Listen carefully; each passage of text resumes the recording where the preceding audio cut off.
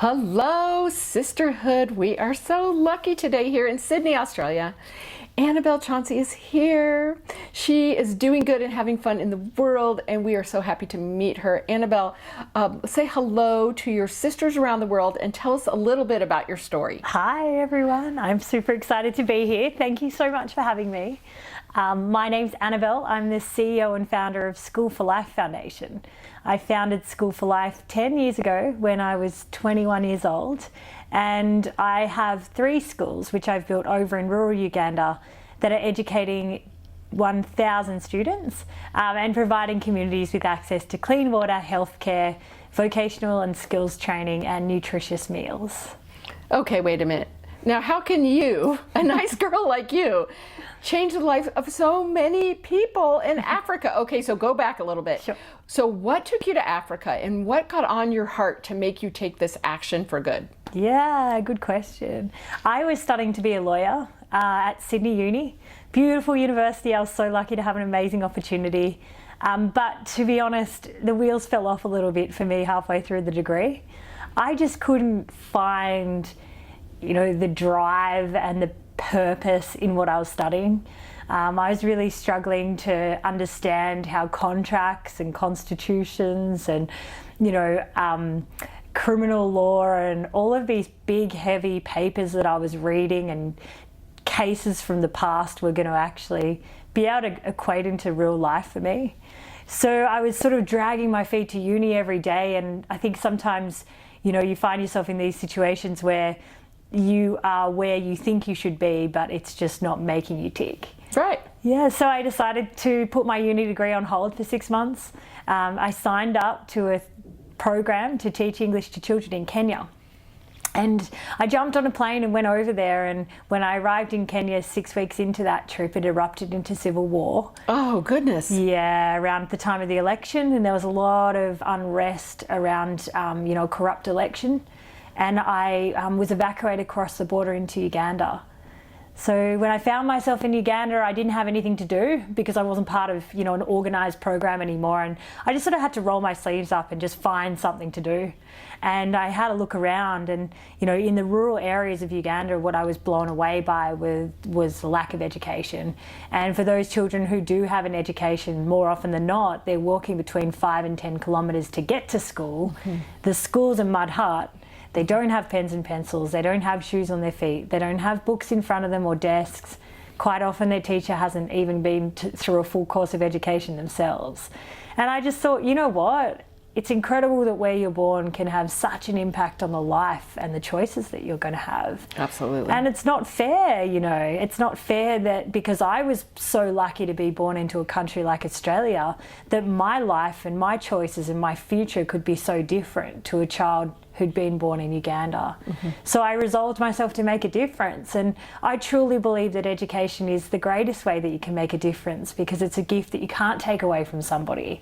And so I decided that I wanted to build some schools. And I think sometimes when you start to put one foot in front of the other, these big lofty goals start to become a reality. And for me, that's how it all started.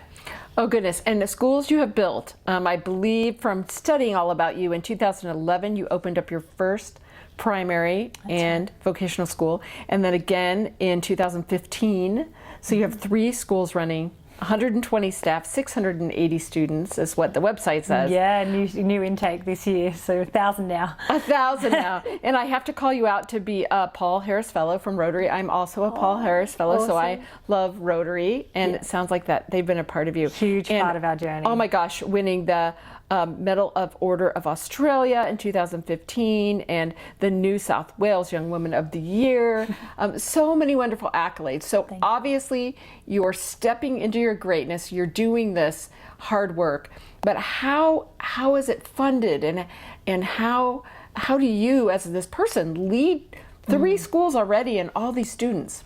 Yeah, it's not easy, and I juggle a lot of balls. And over here in Australia, I've got a very small team, and we're responsible now for raising just over $2 million a year. So it's sort of grown from raising $10,000 to now 2.3 million is what we're raising. So wow. Yeah, so it's a struggle. But it's a struggle that I love, because I find the fundraising to be extremely fulfilling. I really like bringing people in around the vision. I love how people can feel when they feel connected to a community, and I feel like that's what philanthropy can do for people, is make them feel like they're part of a greater family or a greater cause outside of just themselves. I think these days, particularly in a sort of age of digital media, we can get quite stuck in this culture of comparison, and also potentially feel quite isolated at the same time. We're so connected, but then we're sort of not at the same time. Right. So what I've loved about School for Life is that I've managed to build in a whole community of supporters around School for Life, and we do lots of different activities to raise funds. We climb Mount Kilimanjaro. This weekend we're going to climb Mount Kosciuszko in Canberra, which would be fantastic. We've got a parent-child trip. We do a big black tie fundraising gala. We've got our child sponsorship program. So it's very diverse, the ways that we've raised the funding over the years, but the big thing that I think is the linchpin for all of it is that it's quite experiential, and I feel that people really feel a strong part of it. They feel very committed and connected to the cause. Yes, and I was just all over your website, just soaking up every inch of everything, and I did a little work in Ethiopia with an orphanage, and got to go and visit and actually walk on the steps of the building that we built. Yep. And there was nothing like it. That to just stand and watch these kids, like your children, who walk miles and miles and kilometers to get 2 meals and educated at Project Mercy. Yeah, and it's incredible, isn't it? Changes their life. And the gratitude. I've always said I'd never do what I did if I had to drag the kids to school every day. They're there early, the sun's come up, they're there with big smiles on their faces, they dance, they sing, they play. Their place now is at school where they can be children, not at home where they might be having to do hard physical labour or, victim to domestic abuse and terrible situations at home. And they can come to school, they can feel safe, they can be comfortable to express themselves. I just love how much it's changed their lives. Oh, it's so exciting. It's so great. Yeah. So we always ask everyone along this path, when has it been hard or challenging, and what have you learned? I find as someone who looks at you from the outside, successful and raising $2 million and your black tie galas and winning awards, people always make up stories and say, oh gosh, Annabelle, she just must have a big pot of money somewhere, she's just doing good, it's not so hard. And really, when I dig into these stories, every woman seems to have some very good insights for others who are looking to you to be inspired. So tell us, what's challenging, and then what have you learned? Yeah, I hope I can do it justice. I mean, look, there's almost a moment in every week where you think it's so hard, can I keep on going? So it's certainly not easy. I think, you've got to have resilience and determination. For me, the kids drive me to want to do more. But on the flip side of it, there are times when you just think, after being, hearing 99 no's, the 100th ask is a yes, and those one asks in 100 when people say yes and get on board that, keep you going. So I think, look, I've learned a lot about, being a woman in business, negotiating some pretty tricky environments in Uganda, particularly as a woman. In Uganda, women's place is in the home, so there's an added layer of complexity for me trying to operate a business over there. But I think at its core, what I've learned is that your mindset is an incredibly powerful tool. And if you can get your mindset into a place where you see challenges as opportunities for growth, that's when you start to change the way that you see obstacles. And that's when you start to be able to put one foot in front of the other, even when you feel like you can't pick yourself up anymore. So I think it's just about the fact that sometimes it's better not to just think about, oh my God, I've been faced with this challenge. I hate it. I hate having to find new ways forward. I wish it was easy. It's like, well, you know what? I might learn from this, or I might not do this right. I might have to pivot or adapt and find a new way forward. But at the end of the day, I'm learning from this, and I'm growing, and I'm human, and I'm not perfect. And you don't have to be perfect. It's just about trying to do the very best that you can, I think. And that's such a good message, because I think as women too, we grow up thinking, oh my gosh, we have to be it all, right? right? We have to be Exactly. the perfect shape, and we have to be what society defines as the perfect shape, the perfect look, the perfect fashion, you know, and in America, really we're seeing this in our teenagers. You know, they look at Instagram for their role models. That's right. Right? And it's really, really challenging as a parent of a teen to say, wait, that's not real. No. You know, let's go back to the people. And that's one of the reasons we have Boost Power Radio. Let's tell the stories of the real people, because we want these generations coming up, right? Exactly. To take the reins of making those hard choices to make a difference. That's the thing. And yeah, it's not easy. And as I sort of said earlier, I mean, I think one of the challenging parts about growing up as a teen these days is that we've got so much more access to media that we didn't have. I know certainly when I was growing up, I wasn't living in a culture of comparison where I was swiping my way through perfection.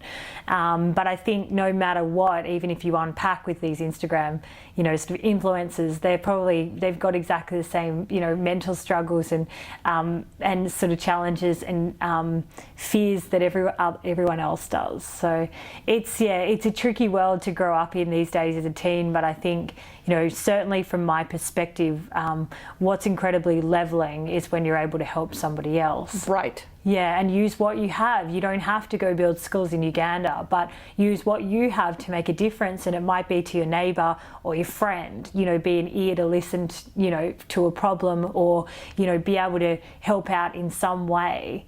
That's important. You know, that's an important act. Yes, and now I know people listening are like curious. How can they help you? Yeah. You know, a lot of the people that will see this will have lots of exposure in the United States.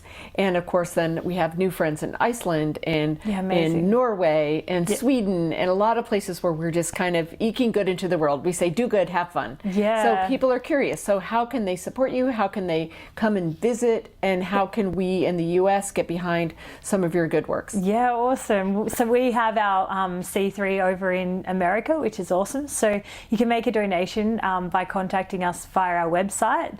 So our website is schoolforlife.org.au. You could sponsor a child as well. It costs $52 a month to sponsor a child, and that provides the child with access to 3 meals a day, healthcare, clean drinking water, a uniform, books, pens, pencils, everything they need to be successful.